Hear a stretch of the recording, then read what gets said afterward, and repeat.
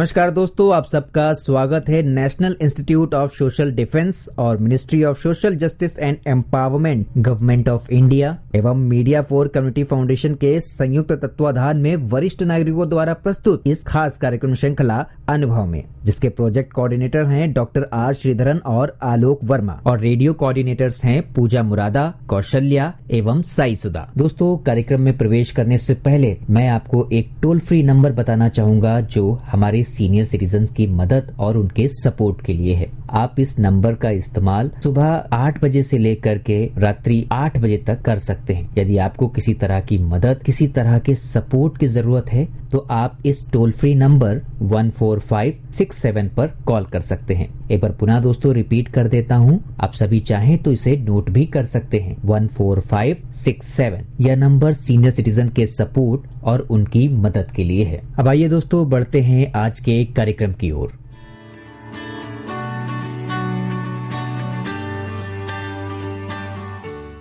दोस्तों, मेरा नाम है अमिता शॉ और मैं आशियाना उत्सव भिवाड़ी से बोल रही हूँ। आपको स्नेह भरा, प्यार भरा नमस्कार। आज मेरे साथ हैं अनिला गुप्ता जी। आपको नमस्कार अनिला जी। नमस्कार। और आप हमारे साथ आई और हमारे श्रोताओं को बहुत अच्छी अच्छी बातें बताएंगी। इसके लिए मैं आभार प्रकट करती हूँ और आपको तहे दिल से धन्यवाद करती हूँ। आज हम एक बहुत ही जिसको कहते हैं अहम मुद्दा है जिस पे बात करने जा रहे हैं, जिसको हम लोग आजकल काफी भूल से गए हैं इस शब्द को। क्यों अनिला जी? मुझे लगता है भूल से गए हैं, और वो शब्द है हमारे संस्कार। हमारे को जो मतलब मिलते हैं, विरासत में मिलते हैं। तो संस्कारों के बारे में आप हमें क्या बताना चाहेंगी? अमिता जी, पहले तो सबको मेरा नमस्कार। जी जी। और अमिता जी, जो आपने बोला है कि संस्कार बहुत अहम होते हैं हमारे जीवन में, जी, ये सच्ची बात है। और ये हिंदू परिवार में यह शब्द बहुत ही प्रचलित है जी। ये हम बचपन से इसको सुनते आ रहे हैं। और ये जो संस्कार हैं, ये हमारी बचपन से ये किस तरह हमें प्रभावित करता है, ये हमारे व्यक्तित्व को बताता है। पर आप इसमें केवल हिंदू परिवार पे क्यों सीमित होती हैं? मुझे लगता है हर परिवार में ये बताया जाता है। बताया तो सब जाता है, लेकिन ये संस्कार शब्द शायद यूज संस्कार शब्द नहीं यूज होता होगा।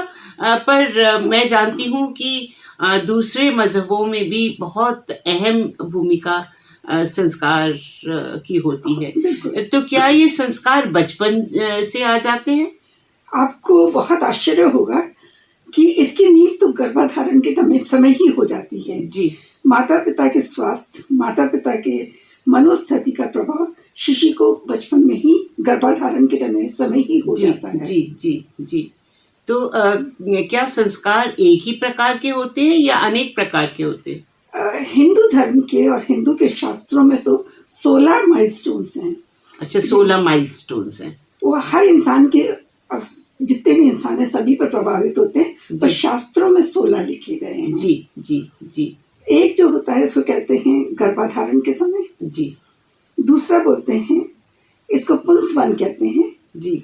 गर्भाधारण के 3 महीने बाद जब बच्चा 3 महीने का होता है, उसका विकास का मस्तिष्क का विकास होता है, उस समय पर होता है। एग्जाम्पल के लिए आपने अभिमन्यु के चक्रव्यूह का भी सुना होगा। अच्छा जी। ये उसी समय का है जब 3 माह में जब वो गर्भ में था, तब उसने ये चक्रव्यूह के बारे में सुना था। जी। तीसरा प्रभाव होता है, इसको सिमोन मैह कहते हैं। जी। ये 4, 6 और 8 में समारोह किया जाता है। मनोस्थिति पर बहुत प्रभाव पड़ता है इस समय पर। अच्छा। अगर माँ का स्वभाव प्रसन्नचित्त होगा, शांत होगा, तो बच्चा बैलेंस्ड होगा। ओके, ठीक है। चौथा वाला जात क्रम कहते हैं। जी। बच्चे के समय बच्चे को शहद चटाया जाता है। जी जी, बिल्कुल बिल्कुल। आपको आश्चर्य होगा कि इसका भी प्रभाव बच्चों पर पड़ता है। इसीलिए ये एक सभी घर में परंपरा है। अच्छा, ठीक है। 5वां होता है नामकरण। हम लोग बहुत छोटी सी चीज समझते हैं, पर ये भी बड़ा मतलब नाम जो रखा जाता है। जी। और बच्चे का जो नाम होता है उसका अर्थ बच्चे की पर्सनैलिटी पे फर्क पड़ता है। जी, ये मैं थोड़ा सा आपको यहाँ टोक रही हूँ कि जैसे नामकरण करते हैं और हवन वगैरह करते हैं, तो मैं छोटी सी थी, क्रिश्चियन स्कूल में पढ़ती थी, तो वहाँ बैप्टिज्म होता था।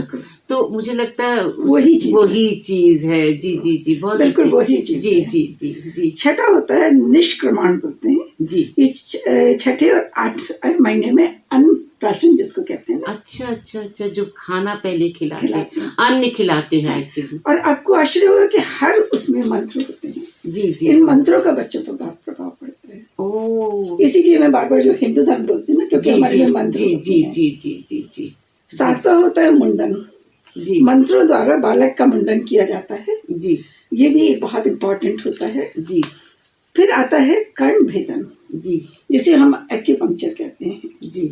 आधुनिक युग में अच्छा, जो कान छेद कान का छेदन। अरे कभी ध्यान ही नहीं दिया हमने तो।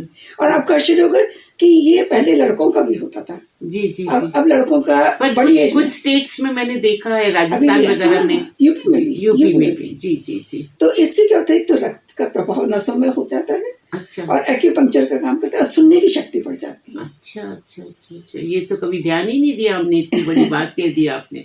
और 8 होता है यज्ञो प्रवीत कहते हैं जी। इसलिए जनेऊ संस्कार होता है। जिस टाइम पे की पढ़ाई आरंभ होती है, शिक्षा का आरंभ होता है, उस टाइम पर होता है। नेक्स्ट वाला जो होता है 8 9 10 छोटे छोटे होते हैं, उसको मैं मेंशन नहीं कर रही हूँ, मैं 11वें पे आ रही हूँ जी। इसे समावर्तन कहते हैं। शिक्षा समाप्त होने के बाद जीवन में संघर्ष के लिए तैयार करते हैं। अच्छा जी। तो ये भी बहुत आपने देखा होगा अब्रॉड वगैरह में, फॉरेन कंट्री में भी जब बच्चों का एजुकेशन खत्म होती है तो एक बहुत बड़ा समारोह होता है जी, जी, जी। और इसी तरह हम लोगों में भी समारोह होता है। अपने फ्रेंड्स को बुलाते हैं, रिश्तेदारों को बुलाते हैं कि बच्चे ने स्कूल खत्म कर लिया, कॉलेज खत्म कर लिया है, तो आगे की दुनिया के लिए तैयार, जीवन के लिए तैयार कर देते हैं। फिर आता है विवाह। अच्छा, ये भी एक संस्कार है जी, जी। ये वर वधू का धर्म पालन करना, एक दूसरे के प्रति समर्पण, ये सब मंत्र द्वारा होता है।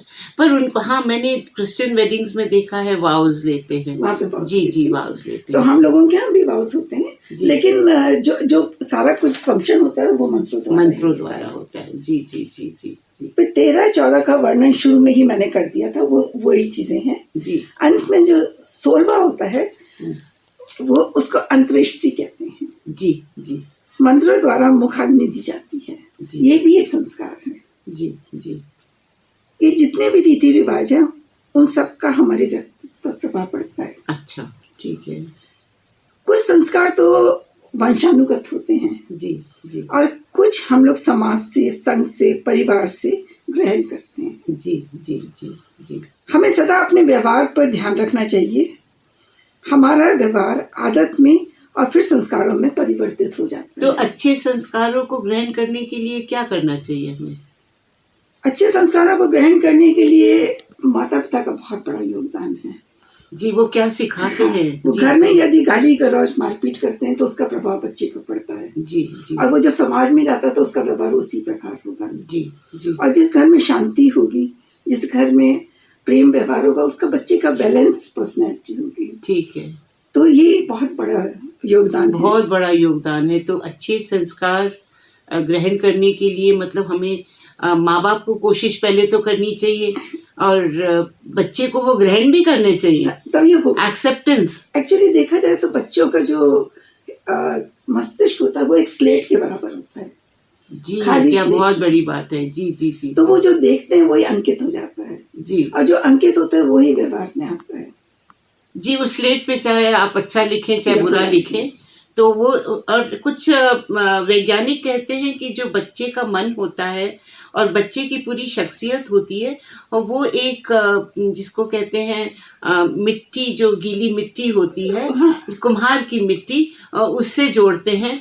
आप चाहे जैसे भी आप ढाल दें उसे, आप उससे सहमत हैं क्या? बिल्कुल बिल्कुल, आप बिल्कुल सही कह रही हैं जी। बिल्कुल कुम्हार की मिट्टी की तरह से ही होता है। इनोसेंट जी, कोमल हृदय, भोला भाला जी, उसको जैसे ढालेंगे वो वैसा ही बन जाएगा। तो इसका मतलब ये है कि अंत में तो मैं यही कहूँगी कि माता पिता का एक बहुत इम्पोर्टेंट रोल है जी जी। माता पिता जो बच्चों में संस्कार दे दें, और जैसे आपने वर्णन किया कि जब माँ कंसीव करती है तब से जो आरंभ है हो जाता है। आरंभ हो जाता है।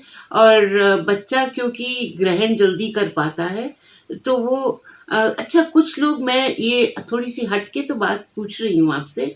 पहले जो होती थी एक जॉइंट फैमिली होती थी, तो माता पिता के साथ में दादा दादी का रोल कुछ आजकल कम नहीं हो गया, आपको लगता है? आजकल तो नहीं के बराबर ही नहीं है। के बराबर है। लेकिन जो रोल पहले का होता था, अब तो जॉइंट फैमिली की बात करनी है।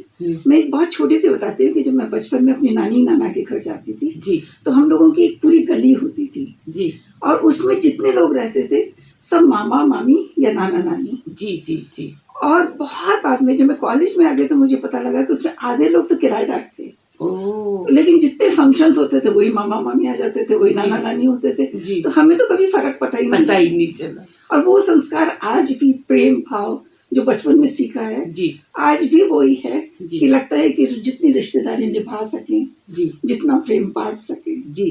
तो क्या ये संस्कार हम बदल भी सकते हैं? संस्कार तो बिल्कुल बदला जा सकता है। संस्कार बदलने के लिए 2-3 चीजें हैं। जी एक तो स्वयं में अनुभव करना जी कि मैं कहाँ गलती कर रही हूँ। जी थोड़ा सा अपने आसपास जब देखेंगे, अपना जो संग है जी उसका भी प्रभाव जी जी जी जी, बिल्कुल बिल्कुल। तो ये तो बहुत आसान है बदलना। नहीं, मैं ये नहीं कहूँगी बहुत आसान है, लेकिन पर बदला जा कोशिश सकता है। करनी बदला चाहिए। जा सकता है। अगर आपको लगता है कि आप गलत चीज पे चल रहे हैं तो आपको खुद मेहनत करनी चाहिए, ये आपका सुझाव है। इसमें योग, ध्यान, कई चीजें आती हैं जी जिससे जी फर्क जी। पड़ता है। पर डिसिप्लिन, एक संयम जो कहते हैं, वो तो बहुत जरूरी जी, आत्म संयम होना चाहिए। और लोगों को अब यहाँ संस्कारों की हम बात करते हैं, आजकल देखा गया है और महसूस कर रही हूँ मैं सोसाइटी में कि बूढ़े जो माँ बाप हो जा रहे हैं वो किसी काम के नहीं रह जाते। है। सही बात है। जी। तो हम तो यहाँ बात कर रहे वो माता पिता जिन्होंने इतना मुश्किल लगा के बच्चों को पैदा किया, फिर बड़ा किया, पढ़ाया लिखाया, और सडनली वो बिल्कुल एक नॉन बेकार हो एंटिटी, जाते हैं। बेकार, तो ओल्ड एज होम में डाल देते हैं। तो ये किस तरह की सोसाइटी होती जा रही है हमारी? मुझे लगता है जीवन बहुत तेजी से भाग रहा है जी। और बहुत व्यस्त जीवन हो गया है। तो संस्कारों की फिर कोई जगह नहीं रही ना? संस्कारों की तो है, नहीं, जगह है, मगर फिर वो अपने ग्रहण नहीं कर रहे, क्या कर रहे हैं? नहीं, इसमें हम सबके लिए तो एक बात नहीं कह सकते। नहीं, सबके लिए नहीं, मगर ये प्रचलित बातें हो गई हैं कि पहले, आज से 50 साल पहले हमने ओल्ड एज होम का नाम भी नहीं सुना था, पर अब जगह जगह, छोटे छोटे कस्बों में, छोटे छोटे शहरों में ओल्ड एज वृद्ध आश्रम, और बच्चे भी उन पेरेंट्स को वहां छोड़ के बहुत खुश हैं। बच्चे तो खुश हैं, शायद माँ बाप खुश नहीं है, बहुत निराश हैं कि हमारे माँ बाप, हमारे बच्चों ने हमारे साथ क्या किया। जी जी जी।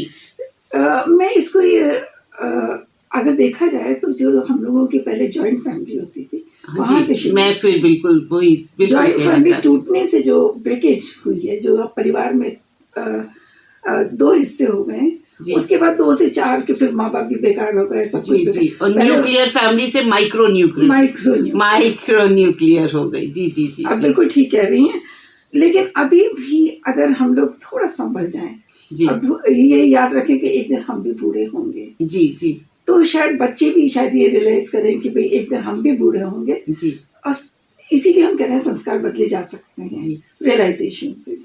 क्योंकि मैंने बहुत साल यूथ के साथ काम किया है और बच्चों के साथ, मैंने देखा जो बच्चे बहुत सभ्य होते थे और जो मैनर्ड होते थे, डिसिप्लिन होते थे, उनमें सही संस्कार मैं मानती हूँ। आज अगर एनालाइज करूँ तो उनके माँ बाप ने उन्हें बहुत अच्छे संस्कार दिए, और जो बच्चे उच्छृंखल होते थे, गाली गलौज करते थे, मार पीट करते थे, उनकी कोई डिस्टर्बेंस घर में रही होगी, बच्चे का तो दोष नहीं दे सकते। जी जी जी। तो मतलब ये देखिए, आपका हमारे श्रोताओं को क्या संदेश है? श्रोताओं को तो मैं यही कहूँगी कि जो बच्चे अभी शादी की उम्र में हैं, आप रियलाइज करिएगा कि शादी के बाद आपकी जिम्मेदारी खाली विवाह तक नहीं सीमित है। जब आप परिवार जब आएगा, परिवार जब छोटे बच्चे घर में आएंगे, आपकी रिस्पॉन्सिबिलिटी बहुत ज्यादा है। आप उन्हें भी अच्छे संस्कार, उनको संस्कार देना है, तभी आपका भी जीवन सुखी रहेगा। जी। अगर आपके बच्चों के संस्कार आपने अच्छे नहीं दिए तो आपका बुढ़ापा 100% है कि खराब होना है। ओ, ये तो मतलब आज से सोचने की बात शुरू है। से जी जी, शुरू से सोचने की बात है। तो इतनी अहम बातें हम भूल जाते हैं। और हमने आज हिंदू धर्म के बारे में जरूर अनिला जी ने बात की है, मगर मैं सोचती हूँ ये हर एक मजहब में माँ बाप का रोल और दादा दादी का रोल एक ही तरह का है। खाली इन्होंने क्योंकि मंत्रों से जोड़ा है तो मंत्र केवल हिंदू धर्म में ही प्रचलित है। मगर मैं सारे मजहबों में कहूँगी कि संस्कार बहुत ज़रूरी हैं और वो लोग भी संस्कारों का बहुत ध्यान रखते हैं और बड़ों की इज्जत और आदर करना। पर अभी तक मैंने देखा है कई परिवार काफ़ी इकट्ठे रहते हैं तो उनमें बहुत अच्छी बातें सीखने को मिलती होंगी। वो मॉडल परिवार बन जाते हैं। मुझे लगता है अमिता जी जो बच्चे उस तरह के परिवार से आते हैं उनमें फर्क आता है। उनमें फर्क डेफिनेटली फर्क है। उनके संस्कारों को ही आप देख करके पहचान। जी, बहुत बढ़िया बातें बताई और आपका तहे दिल से शुक्रिया अदा करती हूँ। हम आपके लिए इसी तरह के कार्यक्रम लेके आते रहेंगे। तब तक प्यार भरा नमस्कार। सबको नमस्कार।